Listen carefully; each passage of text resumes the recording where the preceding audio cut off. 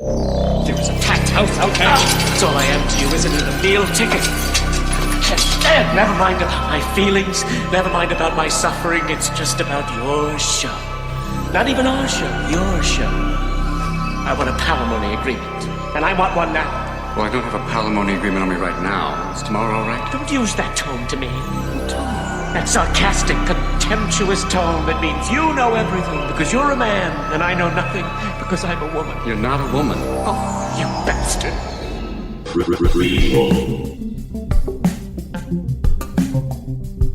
Sequel.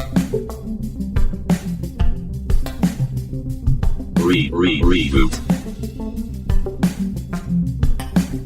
Which one will it be? It's the Ruined Childhoods podcast. Greetings, Starfighters. This is Ruined Childhoods. Thank you for listening. If you are a subscriber or regular listener, you may know that we are celebrating a movie that represents each U.S. state in alphabetical order. On the last episode, we ventured to mid-90s Delaware and witnessed a particularly interesting 24 hours at Empire Records. On this episode, we're taking our business down south to the Sunshine State, the state currently governed by human weasel Ron DeSantis. But if we had our druthers, it would be led by natives such as Sarah Paulson, Maya Rudolph, Debbie Harry, or Stephen Root. It's also home to the Everglades, Disney World, and the Kennedy Space Center. But this state is also home of a fictional nightclub called the Birdcage. Daniel and so-and-so, how about those dolphins? How do you think I feel about them? Betrayed, discouraged, bewildered? That scene in the Birdcage is perfect. It's a perfect scene, and no notes, don't change a thing. Nope. Yep. Cut, print, moving on. That scene, many scenes in the Birdcage, honestly, are quite wonderful. And of course, because it's the work of masters, both in front of the camera and behind the camera. Sure. So, right. Naturally, they're working from some bona fide source material here based on the French film La Cage aux Folles, translate to the Birdcage. Yeah. And have you seen that film, John? Have you seen La Cage aux Folles? I watched La Cage aux Folles the other day, and it was my first time seeing it. And I was very intrigued by the similarities, but also really taking note of the things that they did change, things that like, okay, it makes better sense. And I think also flows better with the time and the location to do things a little bit differently. And I loved them both. And I think that because I have such a deep history with the Birdcage, it was easy to look at La Cage aux Folles and be like, oh, Birdcage did it better. But La Cage aux Folles did it first. And right. And I believe that La Cage aux Folles is actually inspired by a movie from 1968 or 69 called Staircase. So, yeah, an English film called Staircase. Have you ever seen Staircase, Dan? I have never seen Staircase. Staircase, which I also watched. The Staircase. It's just called Staircase. And it is... Oh, got it. It is about these this gay couple. When we first see them, they're actually performing in drag. And they have very much of a, Albert Armand type of dynamic where one of them maybe is a little bit more, I guess, traditionally serious, and the other one is maybe a little bit more on the flamboyant side. And it's not the same thing. Like, they don't own a nightclub or a drag club or anything. The intro number is really the only drag, like actual drag we really see. And the plot is that one of them actually gets arrested or is going to be arrested for wearing women's clothing in public. So where does this take place? This takes place, well, it was filmed in France, but it takes place in London. Oh. Yeah. Oh, okay. So right. 1969 London. And so that was 69, but I think that the La Cage aux Folles let's see. That's 70. The musical was 73. Yeah, the film was 78. Oh wait, was La Cage aux Folles the film came after La Cage aux Folles the musical? Yes. Well, no. There was No. another play called La Cage aux Folles that was from 1973 that I believe was not a musical. And then came, let's see. Based on Staircase? Inspired by Staircase. It's Okay. it's very confusing. And so let's see. Yeah, the musical was, let's see, that one opened 83 was the first production of that one. Yeah. Right. With book by Harvey Fierstein. Indeed. Yeah. Yeah. So this one, it runs a few layers deep. Right. Oh yeah. Okay. More so than I believed. More so than I thought. Yeah. I knew going into this when I first saw it, I was aware of La Cage aux Folles just because I remember growing up within the vicinity of New York City and therefore Broadway, knew of musicals that I wasn't seeing. My first musical I saw was Les Miserables. Oh, that was your first? I saw that.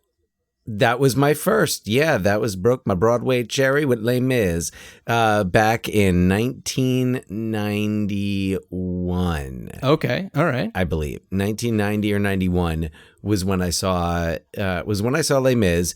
But I remember before that, like either our mother or both of our parents saw La Cage because they saw shows frequently, especially our mom. Yeah. So we knew about it. There were a lot of shows that I knew about because she would come home and have the playbill. Right. And even before I was interested in theater, I still was like, okay, this is interesting. So I had no idea what it was. And then when the Birdcage was coming out, I think that's around when I became aware of it. And I think the Birdcage definitely has the feeling of a French farce which farce I like. With a I think it really F. maintains. Right. But it specifically, and I don't know if I can necessarily put my finger on it, but there's definitely a French farce aspect to it where like Gérard Depardieu should be somewhere. Gérard Depardieu is not in La Cage aux Folles. Right. Yeah. But it just, I don't know. To me, that's the association. There is Depardieu-ity about it. And it feels, it definitely feels like a French farce at times. Sure. And at times also, very much American, very much about American society, politics, views, issues. Elaine May wrote the screenplay. Yeah.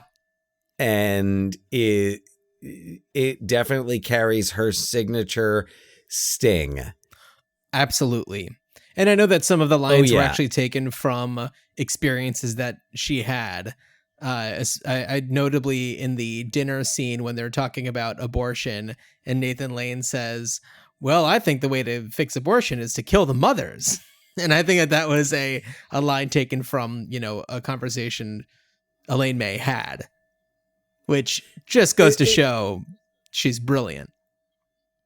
It feels like something she would say sarcastically to somebody who wouldn't get that she was being sarcastic. Absolutely. And who would agree with her. Absolutely. Yes. Yeah. So Dan, well, I want to know what your first experience was seeing The Birdcage, because this was a movie that I remember, I was 13 when this came out, and I may have seen it in the theater. It was definitely one that played regularly in our household growing up, at least for me. Yeah. Yeah, I saw it in the theater. I saw it at the Cranford Theater, and it was released in March of 1996. So, hey, it was released March 8th, 1996, a day before your birthday. Look at that. So, perhaps that was your that could have been, you would have been having your bar mitzvah. So Not for a few weeks. Not for a few weeks. Not for a few weeks. Yeah. Oh, it was delayed. So anyway, The Birdcage came out then. I remember seeing it at the Cranford Theater, probably on spring break that year. Makes sense. Yeah. And though I went to Rutgers University, not far from our hometown of Cranford, New Jersey, so certainly could have made the trip up to see The Birdcage. But regardless, that's where I saw it. And I remember I was really excited because it was Robin Williams it was a Robin Williams mustache movie, which meant that it would be a little more adult, mature. His character would be more, perhaps a bit more grounded. Now, that's not to disqualify films, Robin Williams clean-shaven movies like Good Morning Vietnam, Right. which is one of my favorite performances of his, and Dead Poets Society. But it's also not to the extent of drama of a Robin Williams beard movie. And What were of a some Good Will other Hunting or The Fisher King. Yeah, what were some other Robin Williams mustache movies? Cadillac Man. Cadillac Man, of course. Yeah. I You would say believe that he was more grounded in that? These were both these. Well, I haven't seen Cadillac Man in forever, but yes, he's playing a womanizing car salesman. Not in a he's not doing Mrs. Doubtfire. Right. When you mention, so it's interesting that you say that Robin Williams, when he has a mustache, is more grounded, because such is, I feel like, the opposite with Kevin Kline. I feel like when Kevin Kline has a mustache, that's when he's going to be a little bit more chaotic. Fish Called Wanda. Fish Called Wanda. Yeah. I don't know. I just think of Kevin What Kline. are some other Kevin? I want to say January Man, though I've never seen January Man. I just saw January Man for the first time recently. And should I watch it? I saw that it's streaming, and he I'm does like, have man, he does have a mustache in that movie, and it's strange. It's a very strange movie. But like good strange. I don't think that's not the type of movie I think I want to be strange. I don't know. It's one of those movies where it's like, that's an interesting decision that they made. Okay. All right. I don't think that this is a good movie, but I'm not having a bad time. It's just like a little chaotic. You got Kevin Kline in there, Alan Rickman, Susan Sarandon, is it Mary Elizabeth Mastrantonio? Mm-hmm. Yeah. He's in there too, right? So these are all people whose work I enjoy. Yeah. Other Kevin Kline mustache movies, we have Soap Dish. So, I mean, hello. There's also, I think he had one in like French Kiss, but that one's a little less chaotic. But I think of him as somebody who, his role is very frequently, his facial hair adapts with the roles that he has. He did not have a mustache in Orange County. He's not chaotic there. No, he's very grounded. And I'm trying to remember if he had like the thin beard, like the Kevin Kline stubble. I don't think so. The collegiate stubble. Well, one movie that I watched featuring Kevin Kline, kind of in preparation for this movie, because it goes along with that, mid 90s theme of gay tropes and questioning gay stereotypes, is In and Out, where, he definitely plays what would be considered a very grounded person. And then, of course, the situation comes that puts him into a bit of a bit of chaos. And I really enjoyed watching a lot of movies this past week that in preparation for our discussion about The Birdcage, because there were a lot of films at that time that I think were made in response to a lot of the different perceptions going around. This is, Clinton era, Don't Ask, Don't Tell. There's a lot of conflicting beliefs going on where it's like, oh yeah, we're all progressive. I'm not sure though about gay marriage. And there were a lot of issues that just people didn't want to touch. And, we're coming off of a really, big time in the AIDS epidemic. This is really where things started to kind of fall into place a little bit, where, everybody was kind of wrapping their heads around it a little bit better than they were in the 80s and earlier 90s. Well, and to add some context here, so you have the AIDS epidemic starting in the early 80s and really being, prominent in gay communities. And of course, all of the, homophobic leaders jump on this and start spreading a lot of misinformation about AIDS. But there's also just a lot that they don't know about it at that time. And so much of that is held onto through the 90s.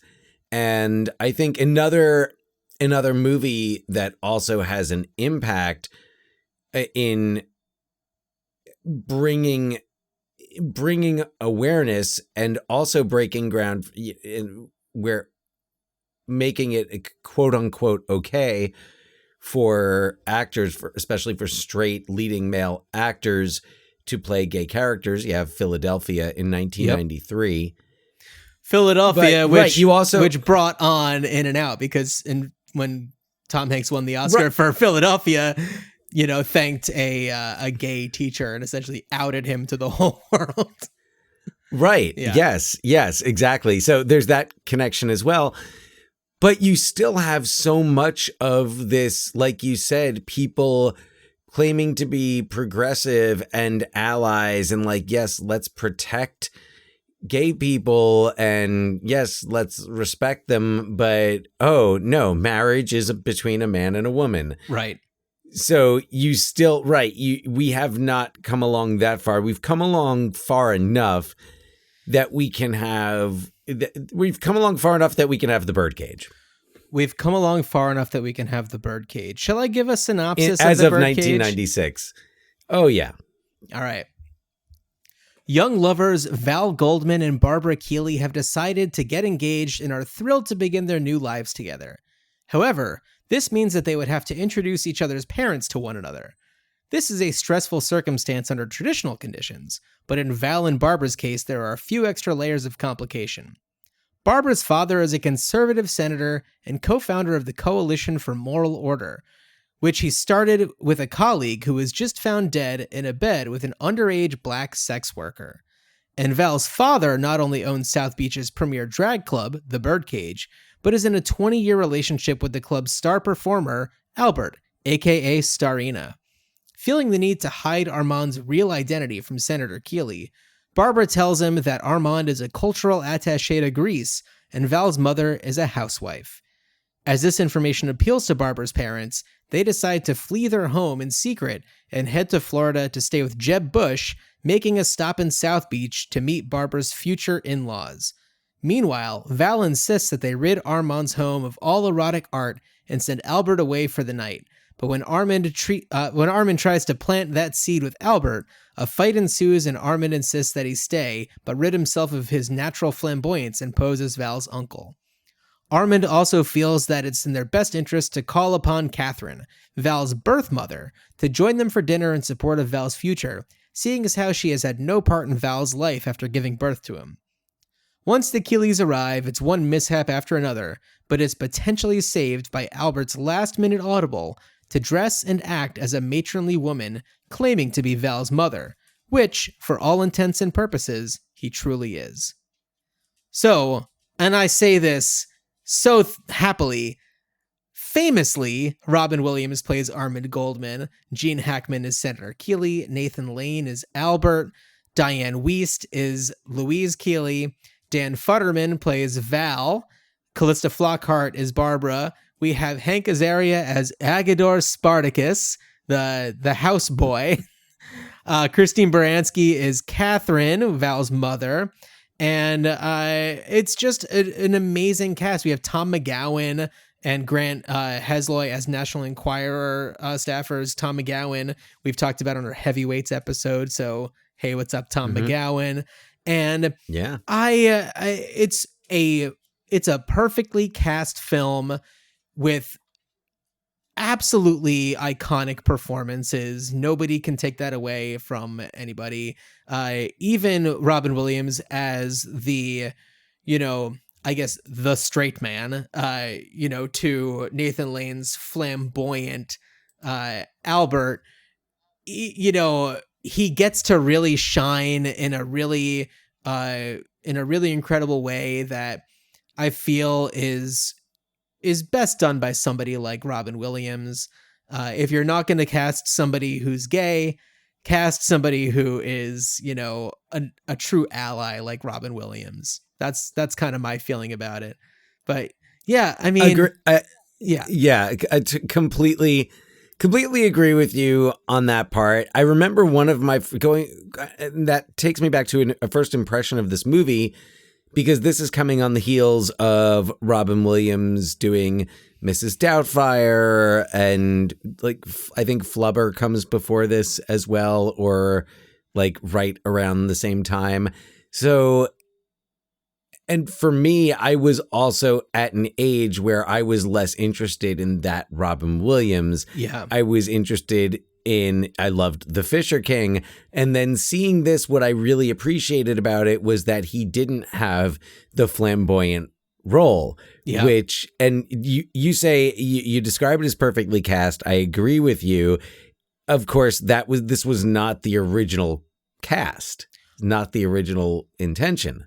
Well, so it was going to be Steve Martin as Armand and Robin Williams as Albert, but it is so much. And as much as I would have loved to have seen Steve Martin and Robin Williams in a movie together, this was not that movie.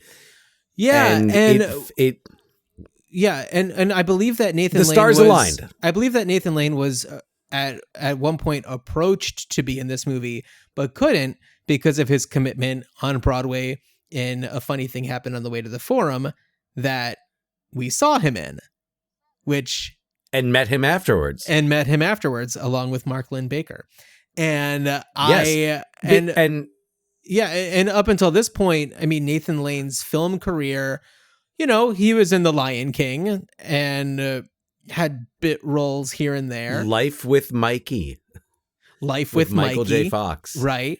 Yeah, yes. he had roles, but nothing like really substantial until really The Lion King. And then, appearing in this film and really shining brightly.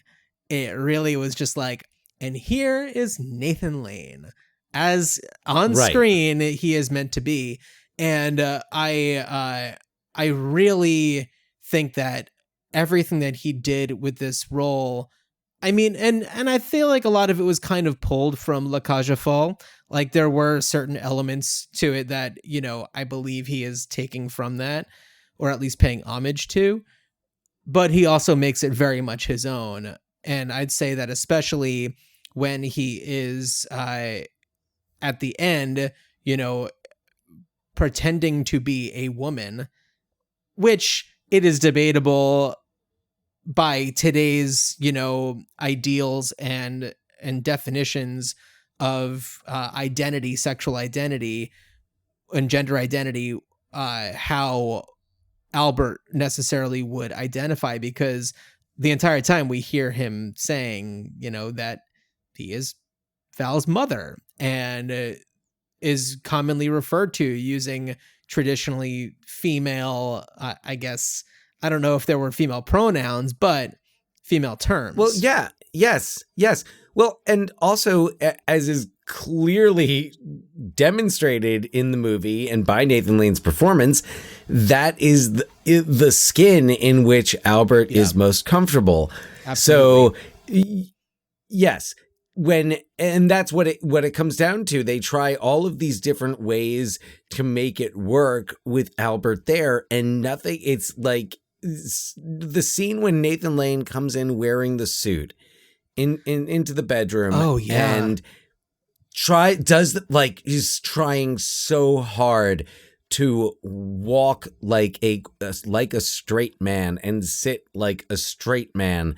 And he's just he plays the physical discomfort of just like that, like, no, this is not how my body is meant to move and be. Absolutely. And when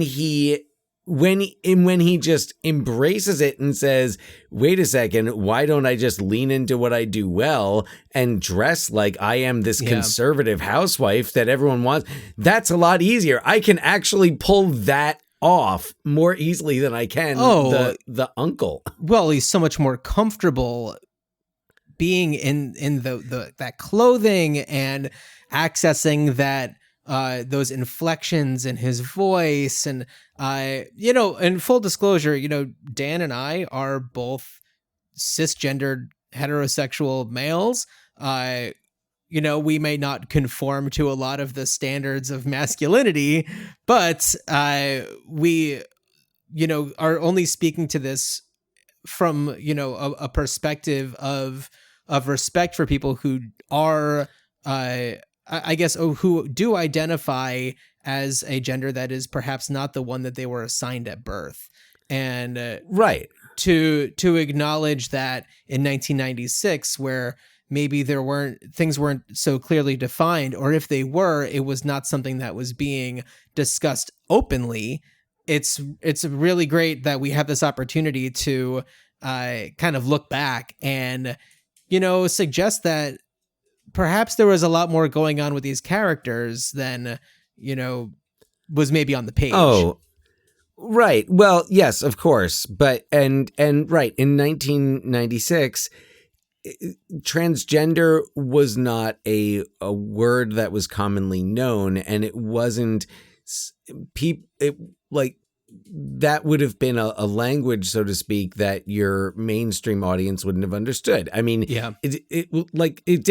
people didn't just start identifying that way in the last 15 years. Sure. But it's become, we're talking about it. And because as a society, we're talking about it, it is much more just a part of our society. And it's another group of people that's part of the human fabric. Yep. And I mean, yes. And I acknowledge that one of the reasons why this movie is still relevant is because there are still so many people who don't feel the way that John and I do about, just embracing people for who they are. Let's just say they align more closely with Senator Keeley. Yes. They align more closely with Senator Keeley, except they align much more closely with Senator Keeley. I wonder how many of them would even go to the extent that Senator Keeley ends up at, where he is, you can tell he might not, this might not be like his great awakening. Senator Keeley might not be woke as he drives away from the birdcage at the end of the movie, but at least what Senator Keeley is doing, and I think this is part of why you and I at least feel comfortable having this conversation. Sure. Is knowing and recognizing common ground and seeing that, okay, where Senator Keeley comes closer to understanding how humanity works. And I hate, if you hear me stammering, by the way, it's because the terms that we so often use are terms that I don't like to use, like quote unquote acceptance and tolerance, because somebody just being who they are, and that identity not detracting from anybody else or harming anybody else. I don't believe that there is acceptance or tolerance doesn't come into it. You're a person. Perhaps it's not so much acceptance or tolerance, but it is showing signs of progress. Right. Yeah. It is. I just wanted to explain why I'm stammering right. through some of these because like my mind goes to say acceptance or tolerance, and the other voice in my mind, I've got a team working here, and the other one's like, no, that's not what it is. But Senator Keeley there is some progress. It might be baby steps, to quote Dr. Leo Marvin. Well, yes, and it goes beyond just exiting the birdcage. It goes, because we see them at the wedding of Val and Barbara, and at this wedding, Albert is dressed more comfortably in a way that Albert would normally dress, and there are drag performers who are in attendance in drag, and on the other side of the aisle, we have Bob Dole. It's not like this wedding isn't happening or it's done in a shameful way. It is still happening in a very traditional way, and they are existing in the same room. It's not like Senator Keeley. We don't know what happened to his political career after, I don't know, at any point, because it just doesn't get into that, but we have to assume that things ended up okay for him. I mean, I would assume if Bob Dole was the Republican nominee in 1996, the first presidential election in which I voted, by the way, and I did not vote for Bob Dole. But I can't imagine. So I would say Bob Dole being there at this wedding signifies that things turned out okay. I don't think Senator Keeley's career was ruined. And you also, not to leave it out, but there's this other undertone of anti-Semitism, and sure, right, and because of the last name, they're Jewish, Armand Goldman, Albert Goldman, right. And they hide that. They say that it's Coleman. The D is silent, right, to avoid further arousing Senator Keeley's prejudice. Which, and I know that I'm not the first person to bring this up, but like, dude's gonna find out about all of this stuff at some point. Well, right, but right. I guess if it's right on the heels of a scandal, then sure. But and dude's also gonna find out. Like like Barbara's 18, Val's 20. They're gonna make some rash, stupid decisions, and maybe tell some like getting lies. Married at 18 and 20. Well, yes, and then some along the way. So it's gonna happen.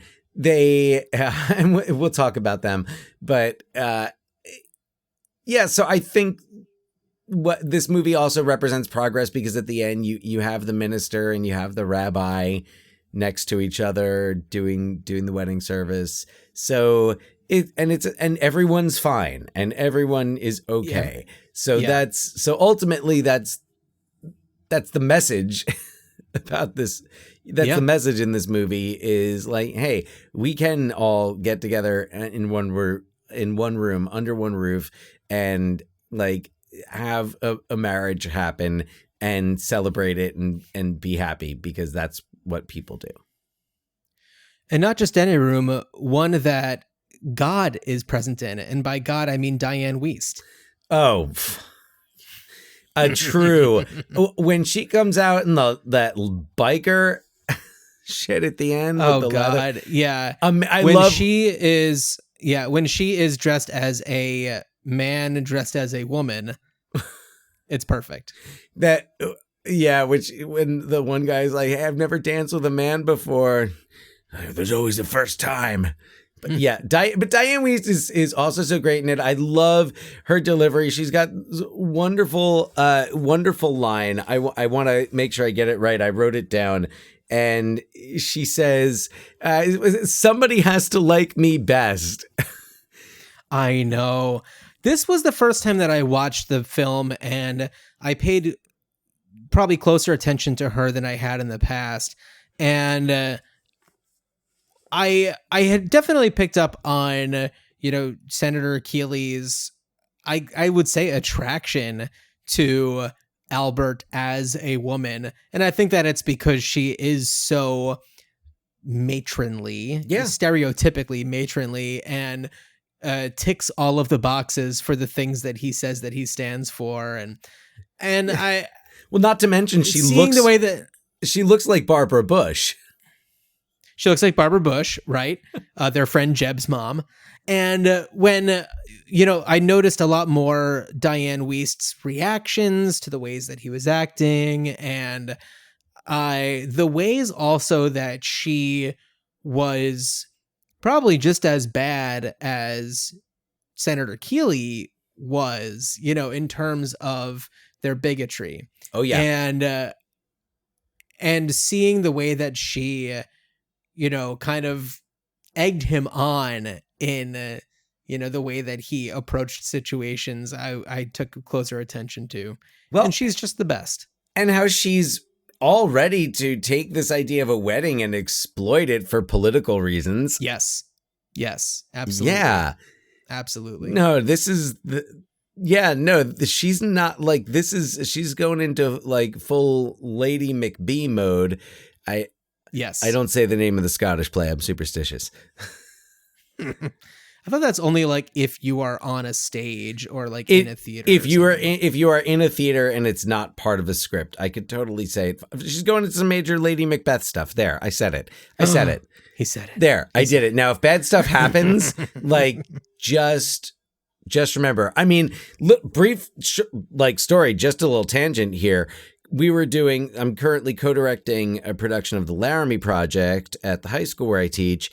And we were doing a little table read the other day in my co-director's classroom, and she is currently teaching Macbeth to her 10th grade students. So there were some copies of the books on the table, and like it was going really poorly. And then we moved the books off the desks and it started going better. So just saying, interesting. Like it's a superstition and all that, but this is one I'm sticking with. Yeah.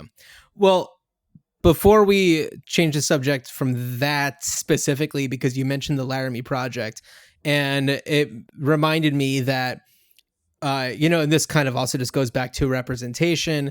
Nathan Lane was not publicly out as a gay man when this film came out. It was actually after Matthew Shepard had been killed that he publicly came out.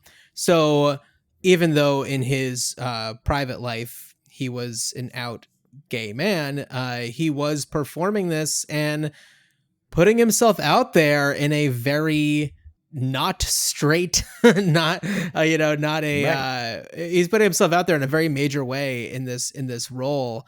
And that takes a lot of guts. I mean, because like we were saying, even though things had come a long way in 1996, they were still really far behind. Oh, like you said, don't ask, don't tell before. Like that was still law. Yeah. Yeah. No, really absolutely. Far back. Yeah. Which I feel like, going back to the movie In and Out, I feel like In and Out was a more direct, response to the don't ask, don't tell mentality. I mean, they even reference it directly in their like film within a film. Matt Dillon's character, Matt Dillon, yeah. And that movie also written by a gay man. Yes, Paul Rudnick. Yes. So very intentionally. Going back to the Birdcage. Yes, but but coming back, but you know what though, the Birdcage kind of fits into this like this mid to late 90s representation of gay men on screen. And it just, these are really like the baby steps towards where we can get to where we can just have a gay couple as, in a TV show or in a film, and that's not the focus. That's not the idea. Yeah. That's just oh yes, and they're a gay couple. That makes no Just difference. part of who they are. Yes, exactly. So like, and we're definitely there. I don't have examples off the top of my head, but like, we're definitely there where we're having that, and where we can look at things with a more objective point of view. But these were the first steps. These were the first steps towards that. Yeah, absolutely. And, also speaking of representation, Hank Azaria is clearly an actor who is frequently under scrutiny of his performances, especially with The Simpsons and addressing the voice of Apu. And I have heard him in interviews say how, in hindsight, he's glad that he did the Birdcage and played this amazing character, but would never consider doing something like that again, and recognizes that it is, not the path forward. And luckily, from what I can tell, his performance as Agador it's celebrated, essentially globally. And I feel like it's deservedly so. Yes, he does things very over the top, but that character needs to be extreme, and it suits it so well. And because of the way that he plays it, I feel like he contributes so greatly to making it feel like, one of those French farces.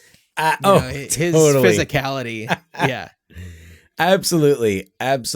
And he has what I appreciate about the performance is there are these moments where you can tell he's getting frustrated with Val. He's upset, or like he wants everything to go well. I love the scene when they're doing I Could Have Danced All Night, and he oh my God, and he bursts through. It's such a great moment because everybody's happy. Like everybody's just having a great time. And it's, I think, like the first point in the movie where every character on screen is just enjoying themselves. They're relaxed for the first time. Yeah. They're at ease. I mean, when we first meet the Keeleys, they're so uptight because there's this scandal going on that directly impacts his political career. And, for somebody in that position, that's all that matters to them, how things appear publicly. And somehow the perfect combination of all these characters hit this point where, it broke that all down, and they were able to finally relax and be carefree. And, as we then see things tense up again once the wig starts to shift a little bit for Albert, and then Christine Baranski shows up, who, by the way, another goddess appearing in that final church scene or temple scene or synagogue scene, wherever they are exactly. But House Christine of Worship. Baranski, House of Worship. Christine Baranski absolutely killing this performance. When doesn't she? When doesn't she? But also, this film is much earlier. Well, obviously much earlier in her career, but this was really showing what she's capable of, even in a role that is only there for a few scenes. And the way that she, takes over the screen, especially when she's sharing a scene with Robin Williams. Right. How do you break through that? And she absolutely does it. The way that she opens up that bottle of champagne, between her knees, talking about how she'd never been very maternal. Oh my God. It's perfect. It's perfect. And she's so fantastic. And, she's one of those actors where it's like, I will watch anything that she's in. She's just so good.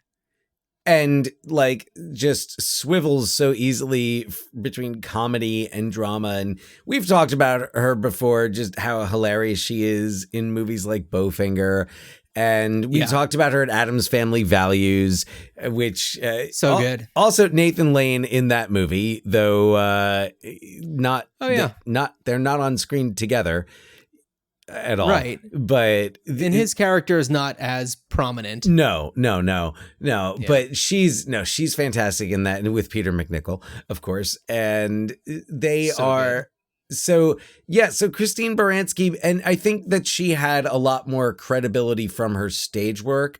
So I think she had a lot more seasoning, but this was a breakout role for her that I could see how this would then lead to her doing Bowfinger.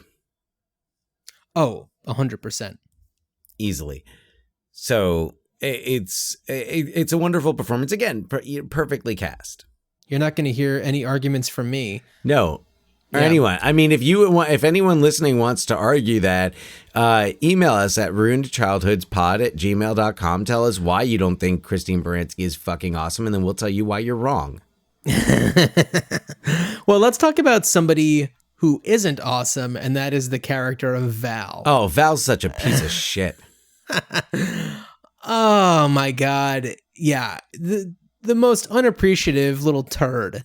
The hardest part of this movie for me to swallow is how I let quite a few things go, but how shitty Val is after he was raised by Armand and Albert. Yeah.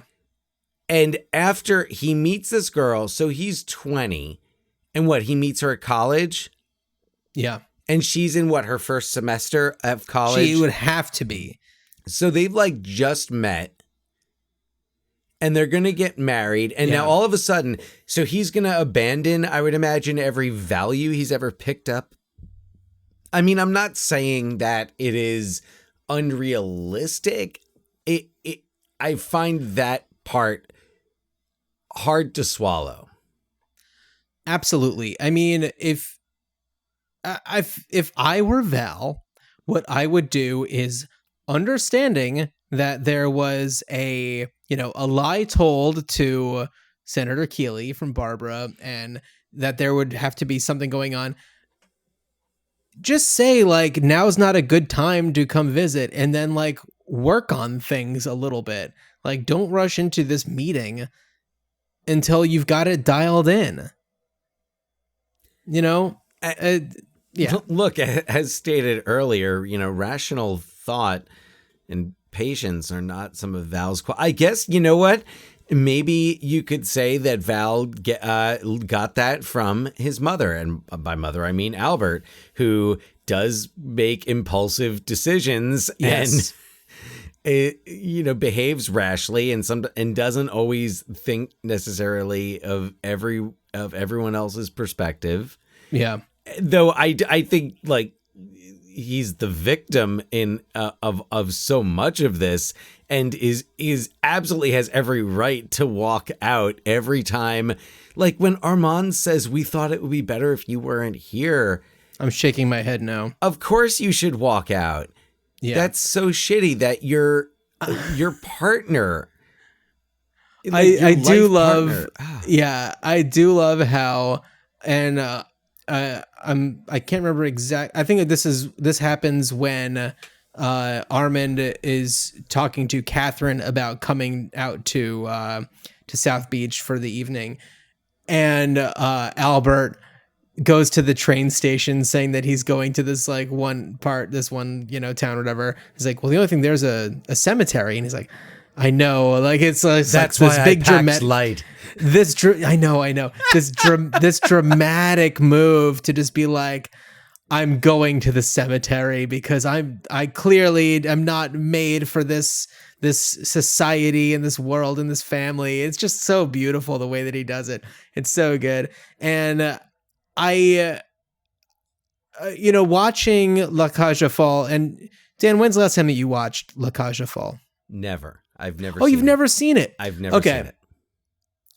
There are so many of the same scenes, and I feel like this was one that the Birdcage played it in a much better way, and I felt like it had much to do with Nathan Lane and the way that he performed it, that felt a lot better to me. Another scene that I felt was much more enjoyable in the US version, the Birdcage, was the piercing the toast scene, the trying to mask up Albert, and a lot of that really just had to do with the setting. In La Cage aux Folles, they're in this, they're sitting with their backs against a wall, and in the Birdcage they're outside and you see all of the trees, and there's just the ambiance just feels a lot better. And it's just like a stationary camera in La Cage aux Folles where it's just like straight on seeing the two of them, and there's like the toast is flying. He doesn't say I pierced the toast. Such a great line. Such a great line. Yeah. I pierced the toast. Well, and so coming back to that sense of what's setting so much of those scenes outdoors, is the scene in the park when they're like, how about those dolphins? Like, oh, Albert, you old so-and-so. Yeah. That being outside, it comes back to, I feel like we should at least discuss some of the state that we're visiting, and discuss some of its finer points. Such as the pleasant weather and it's beautiful. Yeah, and the sunny beaches, and it's the Sunshine State. Yeah, that relaxing, that open vibe. And there's so much representation. South Beach, of course, is not representative of all of Florida. Correct. South Beach is very party atmosphere, and gay, straight, everyone. It's you see so many of these scantily clad rollerbladers out by the beach, just especially thongs, in '96. Thongs. Yeah. I want to know what the thong budget was. Lots of butt cheeks. Yes. A lot of butt cheek in this. Hank Azaria, I'd say, being the most famous of the butt cheeks. And quite nice looking too. He did a good job. No complaints. Well done. Well done. Fine sculpted body he had. Perhaps still has. I just, haven't seen him do a scene in wearing a thong since this movie. I don't know if anybody has, but. Well, that said, well done. So you get, and Florida has that, like when you grow up on the East Coast, this like spring break, the people who are going to go to spring break and like do spring break the way that spring break is stereotypically done, AKA not me and John. But like those people are going they're going to South Beach. They're going to Fort Lauderdale. They're going down to Florida. And this is the environment they're going for, just a party environment. It doesn't matter what night of the week it is. There's going to be people out on the streets. It's going to be a party, and Starina is going to be on stage. Yeah. The Kennedys could be there. Yeah. Have you spent much time in Florida? No, I have not. Have you spent any time in Florida? Yes, visiting our grandmother, our late grandmother, when she lived there in Delray Beach. Oh, definitely. And that's pretty much it. I don't know if I've spent any other time in Florida other than visiting grandma. I believe that my only time in Florida, which you would have been there for, would have been the very brief period of time when we were, I guess, boarding a cruise ship. Right. Yes. Yeah. In 2003? Yes. Yeah. So I think that I would have flown in and probably gone straight from the airport on like a shuttle or something to the, to where this boat was, or the ship, I'm sorry. But that's it. That's all of Florida I have ever experienced. But I have technically stepped foot in the state of Florida. This is true. Yes. Yeah. I believe one year when we went to do our family vacation to Sea Island, Georgia, which is down in the southern. We'll talk about that on our next episode. I'm sure. Yeah. But I believe we flew into Jacksonville on Oh, one did we? trip. If I remember correctly, we flew into Jacksonville on one trip. Yes. So there was, I think, only one time when we flew in, and I guess that would have been it. Jacksonville, really? No, though I also, so I'll share this in terms of just seeing the state of Florida. So I visited our grandmother for Thanksgiving 2001. At the time, I was an actor, and I was part of a children's theater tour that was based out of Kenner, Louisiana, right, suburb of New Orleans. And the tour ran through most of the Southeast. The only Southeastern state the tour didn't go into was Florida. But when it came time for Thanksgiving, I decided that rather than buy a plane ticket to go home, I was going to bus it to Delray Beach. And I remember I left from Macon, Georgia, and took the bus down to Delray Beach, and then took the bus back up to Shreveport, Louisiana. So went through a lot of the state. Didn't see a whole lot, but that's my experience with Florida. Got it. Okay. That's it. Yeah. That's all of it. I'm hiding nothing. Yeah. Well, I would say that if given the opportunity, if the Birdcage were a real place, I would certainly love to go visit South Beach and check out the Birdcage. Dan, do you have a lot of experience going to any drag clubs? Drag clubs. Experience going to drag clubs, I'm going to say no. Experience like just with drag and seeing drag, like I've been to some burlesque shows and known some people who do drag queens and drag kings. I remember in college, my senior year of college, one of my housemates had a drag persona. Yeah. Yes, so Jamal would perform under the name Chiffon. And Chiffon, yeah. Yep, Chiffon. So I'd come home sometimes, and Chiffon would be just sitting on the couch there in a stuffed bra, sweatpants, robe, and a wig, doing her nails or doing fantastic. Her makeup. And no. So not a lot of experience though going to drag clubs like the Birdcage. What about you? I think that the only time I went to a drag club, because I've definitely seen lots of drag performances.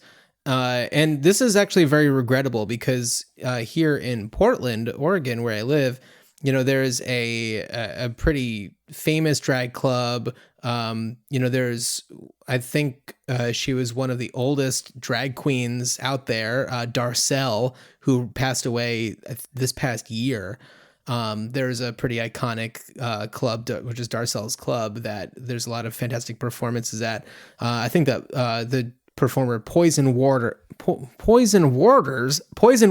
is the I guess premier drag performer there. And I also know this one fantastic drag performer out here who's a drag clown, Carla Rossi, who brilliant. I want to give a shout out to. Well, I feel like, we're just, I'm sparking more memories here.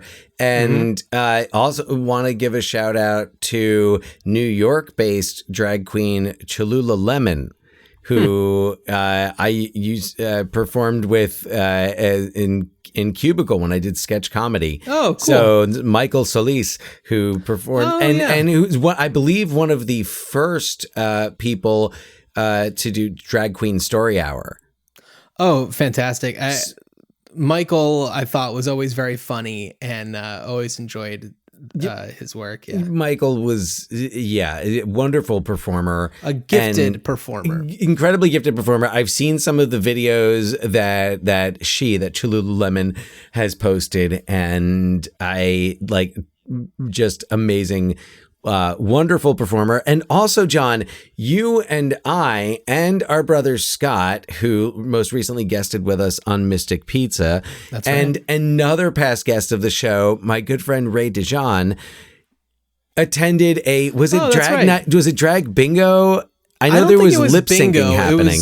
I think that it was like drag karaoke or something. There was something going on. There was a drag queen hosting and lip syncing, because I remember she was lip syncing to an Orville Peck song, and I was really, Got it. I had just I think recently gotten into Orville Peck, so was really excited. Yeah.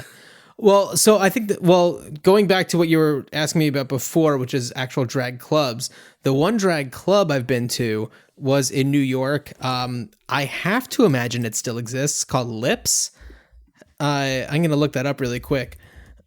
And I went there when I was 18. Yep, it's still there. It is on, where is it? Why can't I find? Oh, it's on East 56th. So I went there for my friend Jenny Brown, past guest Box Brown's sister.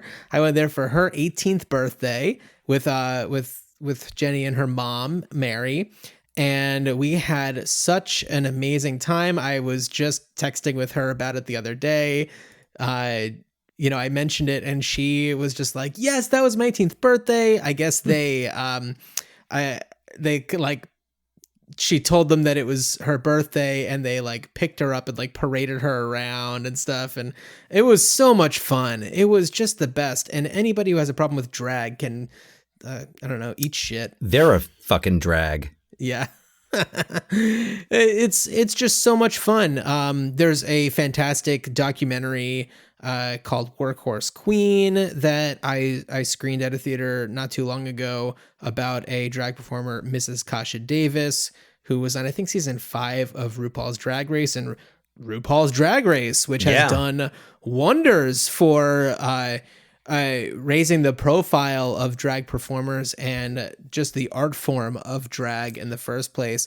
Although I have heard other performers who have had qualms with the fact that because of RuPaul's Drag Race's popularity and the expectations of so many different outfits, that those outfits are very expensive. And there's now a standard to be, performing with a number of different looks, which has made it very difficult for a lot of performers who can't afford to keep that up. But RuPaul, another 90s kind of step in the right direction, another person out there groundbreaking, trailblazing. And did you have the single of Supermodel? Awesome. Yes, I did. Yes. We talked about singles on the last episode. We sure did. Yes, we sure did. And I definitely had Supermodel as a single. You know what? It's a great song. It's a great song. You know what I was just thinking about? What? So this episode is coming out the day after Halloween, 2023, and I was just talking to somebody about alternative trick or treat options to candy. And how fun would it be to hand out singles? Oh my God. It'd be like going to a bar mitzvah in 1990, like my bar mitzvah. Did you give out singles? Yeah, those were like the game prizes. Everyone got singles. I wonder if that's where I got Supermodel from. No, I don't. Supermodel was not out yet. That would have been right. So yeah, the singles that we gave out, I think like Groove is in the Heart was one of them. Uh-huh. There were some. Oh man, right. Supermodel I'm totally was drawing 93. blanks. So that's, right. Yeah. But yeah, no, totally singles. And going back before that, I remember getting a 45 at our cousin Jeffrey's bar mitzvah. Wow. I got a 45 for a record. Yeah. People, a record. Not a firearm.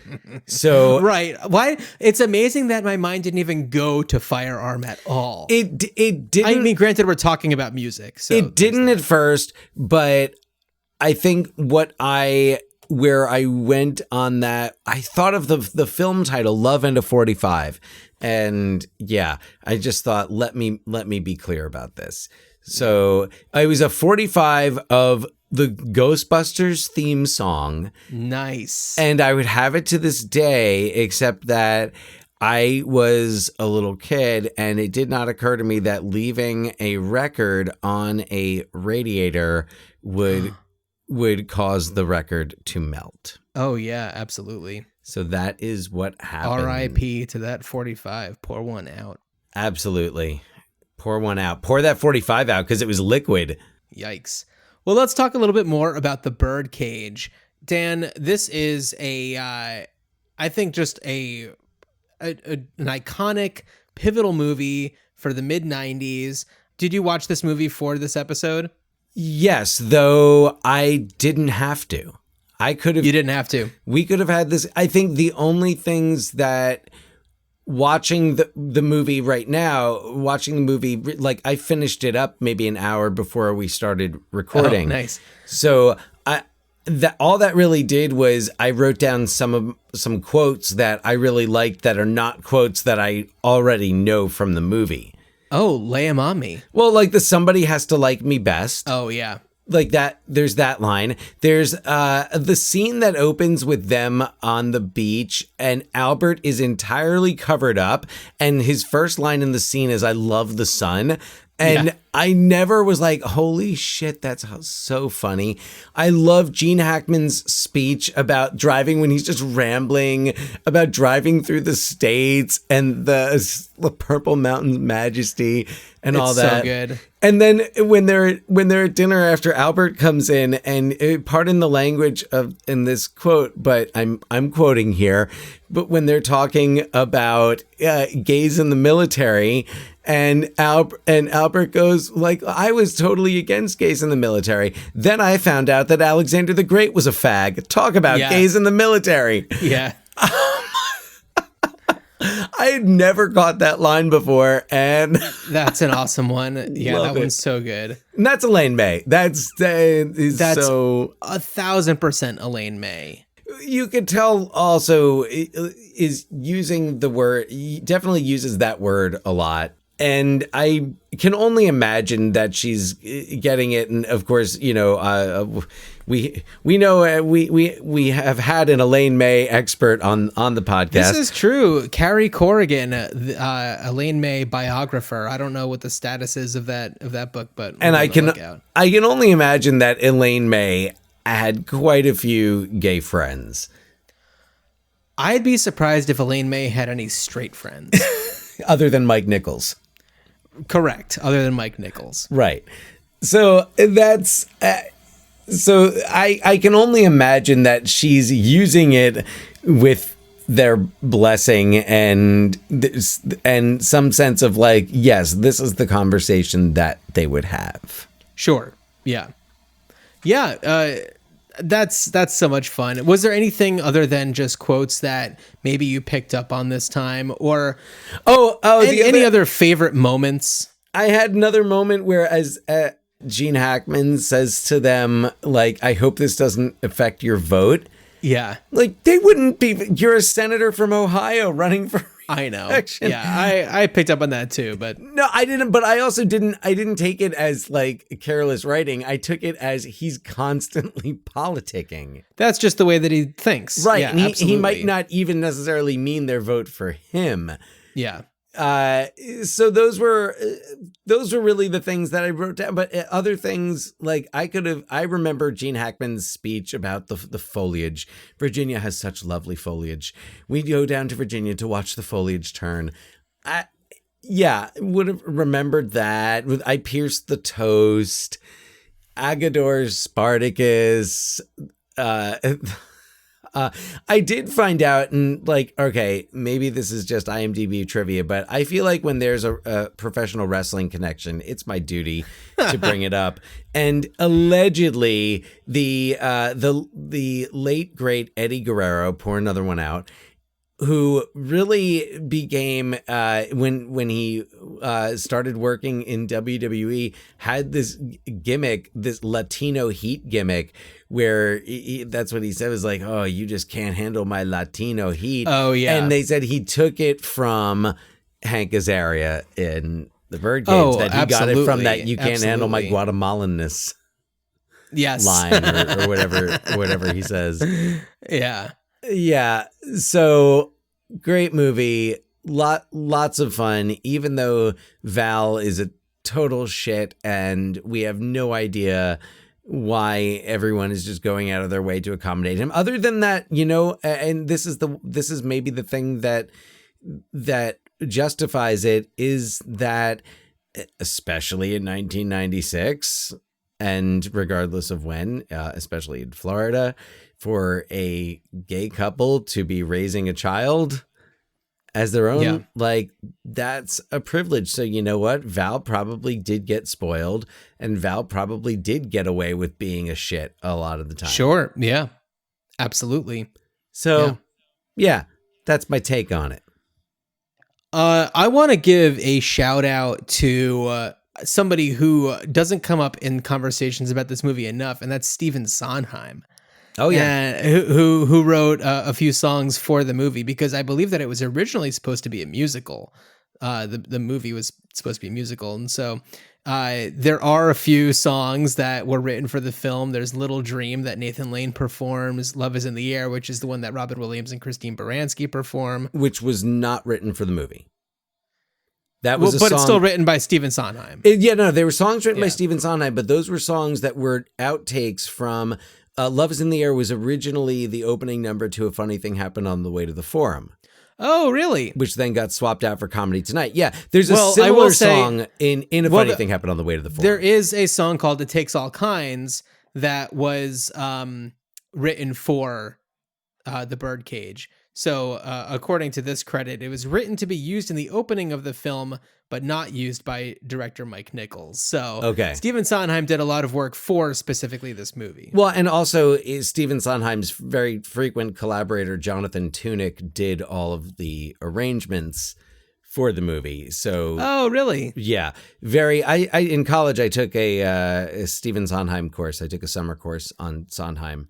So learned quite a bit. So that's what theater majors do. Yes, that is also what people who want to graduate in 4 years and who maybe are a few credits behind that goal do. But that sounds like a really interesting class. It was a fun course. I have good memories of driving down to Rutgers. I forget if it was once or twice a week in the evening, and going to class and just talking about the musicals of Stephen Sondheim. And at that point, I was a theater major, and everybody just worshipped at the altar of Sondheim. Of course, yeah.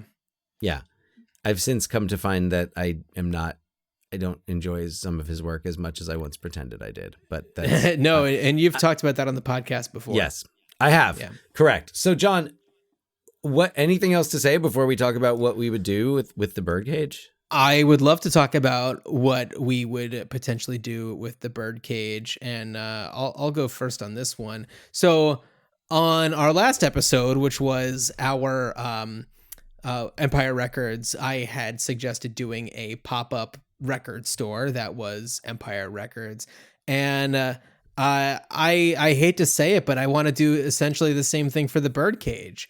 I feel like we need to have a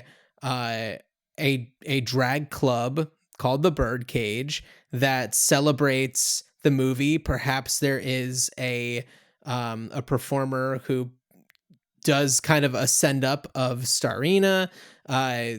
Maybe there are performances that can be done that honor the different characters in the movie. Also, a song that you probably don't hear in drag clubs these days, "We Are Family," I feel needs to be given a little bit of a tip of the hat to. Oh yeah.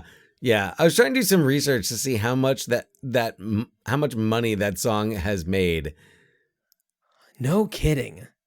No kidding. Wow. Yeah, that song's fucking everywhere. Yeah. Yeah, so a pop-up, I would go to that if they did that in Seattle, if they did a Seattle Birdcage. Yeah. Absolutely. And Dan, I mentioned this before we started recording, but this is our third episode in a row where the title of the movie is the name of the key location in the movie. So Empire Records, the Birdcage, and Mystic Pizza, all establishments that are pivotal to the plots of these movies. Yep. So Dan, what would you do with the Birdcage? That's an excellent question, and I feel like the obvious choice is a musical, but it's also been done, so this is going to be now like a movie based on a movie that had a musical based on it, and oh right, that movie was also based on a stage play, so now we're going to have a musical based on the movie, and then that's probably going to become another movie, because that's what happens. Okay. Because we've got like Mean Girls, the musical, the movie, right, etc., etc. So Hairspray, the movie musical based on the musical based on the movie. Yeah, right. Yeah. So I don't want to go that route with it.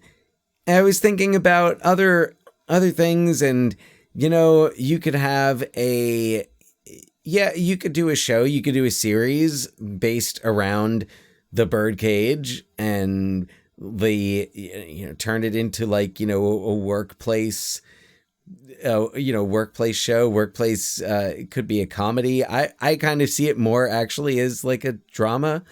Okay, maybe not a drama, but like not a 22-minute ha ha ha ha sitcom, but just more of a like, this is everything that happens when you are running a drag, like the most popular drag club in South Beach, and you are, for all intents and purposes, or depending on when you're setting it, not even for all intents and purposes, just straight up married to the person, to your star. Like, there's a lot of drama in that just inherently without everything else. You add to that a question of like, well, do you set it today as Florida is under this like fascist idiot Ron DeSantis?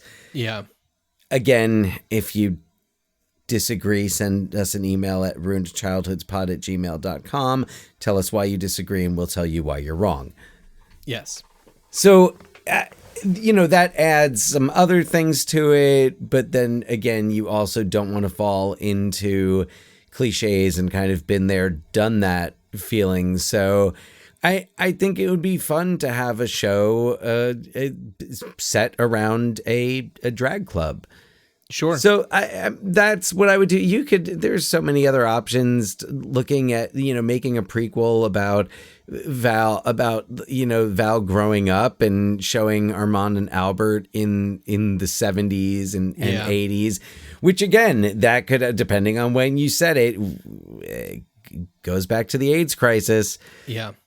Again, you could end up, you can't avoid that topic, just like if you said it in Florida today, where they have a don't say gay law, it's unavoidable. But then again, maybe you don't set it in Florida. Maybe the Birdcage isn't in South Beach. Maybe it's somewhere else, because you still have all of those. I mean, set it in Austin. Sure. Why? I mean, put it in Texas. That's another set of challenges. Well, I mean, Austin also a bubble, right? A progressive bubble in an otherwise very not progressive state, right? No, exactly. So it could transfer over. You could do it that way. So I think there's a few ideas that would work. I don't necessarily know that anything needs to be done to the Birdcage. It's already this, newest version of the newest take on this tale. So why not just let it Let It Be. It's also a testament, tragically lost Robin Williams. Sure. So keeping one of his best performances, and keeping it seen, keeping it relevant. Well, also, I think that maybe we're due for a new Blu-ray that actually does have a commentary track on it, which we don't have. And to hear from Nathan Lane and Hank Azaria, Diane Wiest, Callista Flockhart, people who were, part of this movie that can speak to it, especially, all of these years later, to be able to speak about it with, more current information and a better vocabulary about, some of the things that come up in this movie. And I think that it would be a really great. I don't know if if people listen to commentaries as much as I do. I know that there's the physical media enthusiasts, but I know that when we decided that we were going to do this movie, the first thing I did was I checked to see if there was a commentary out there, and there was not. So I would love to have heard that. Okay, so this needs to join the Criterion Collection, and also, I mean, Elaine May is still with us. Correct. Elaine May is still with us. Mike Nichols passed away in 2014, I believe. Sometime, yeah. I don't know how interested Elaine May would be in recording something like that. I mean, she's 91 years old. Also, she doesn't give a shit about anything. Right. That's why I would love to hear her commentary, because she's like, she would probably even say it like, I'll probably be dead by the time anyone hears this. Yeah, she's not one that, speaks about her work anymore, really.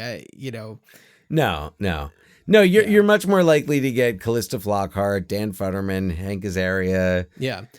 And also Dan Futterman, not Val. Val is its own separate thing, but Dan Futterman, shout out to Dan Futterman, writer of Capote, Oscar nominated screenwriter. Well, which is a funny coincidence, because Dan Futterman was nominated in the same year as Grant Heslov was nominated for Good Night and Good Luck for writing Good Night and Good Luck.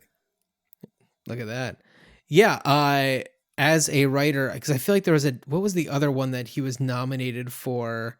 Best screenplay, Foxcatcher, right? Best original screenplay. So, no slouch, and definitely a big, producer who's very active. So, Dan Futterman, your character sucked, but you're okay by us. Yeah, as far as we know, you're cool. Yeah, we have no evidence to the contrary. Yeah. Again, if you have evidence to the contrary and you think Dan Futterman's a piece of shit, email us at ruinedchildhoodspot@gmail.com. Tell us why. And honestly, I don't know if we could prove you wrong on it. So if you are Dan Futterman, email us and tell us all the ways that you're problematic. Yeah. We want to know. Yeah, let us know. I mean, how much of a stretch was it for you to play Val? Come on. Seriously. And shout out to Gene Hackman, who's hopefully enjoying retirement. Absolutely. Yeah. I also feel like when we talk about movies like this, where there are some people in it, like Diane Wiest and Gene Hackman, who, are so easy to dislike in the movie, but that because they are in this movie, they, as people, don't believe in them as the things that they're saying on screen. No. So big shout out to people like that, because that's real acting. When you have to go into a movie that's, very pro drag and, pro gay culture, queer culture, and you come in and you are the conservative senator and his maybe even more conservative wife, that takes a lot of courage to do. And also just to and that's acting, baby. That's it. And it just makes the reveal at the end when Gene Hackman's in drag, it just makes it so much better. It's satisfying. It is really, it has quite a B. Arthur quality. I'm so glad you said B. Arthur. Before we move on to the very final, talking about our next episode, the way that Nathan Lane walks is so Dorothy. It's so when Dorothy's dressed up for a night out, that is how Nathan Lane walks in this movie. Oh my goodness. Yeah. Wow. Okay, Dan, what are we going to be talking about on our next episode as we go to Georgia? We're going north of the border, of the Florida border to Georgia. And we are going to be joining Burt Reynolds, Sally Field, Jerry Reed, Jackie Gleason for 1977's Smokey and the Bandit. That's right. This one actually comes to us as a suggestion from past guest Millie DeCherico, who lives in Georgia. Georgia native. Absolutely. So thank you, Millie. We've been talking about a lot of past guests on this episode. That's kind of fun. So who have we not? Gabris, we haven't talked about. No, hey, but Gabris. We could get some suggestions for New York. What's the For a quintessential Long Island, Long Island movie? Long Island. Yeah, exactly. Yeah. So Smokey and the Bandit. I'm really excited. I watched the movie a few years ago, and my love for Sally Field just grew and grew and grew. She's so fantastic. Oh, I can't wait. I can't wait. I hope we get the Sally Field, like the thing she does. The thing she does.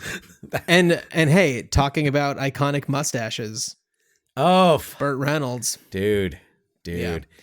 And also in and out, an iconic mustache that gets shaved off.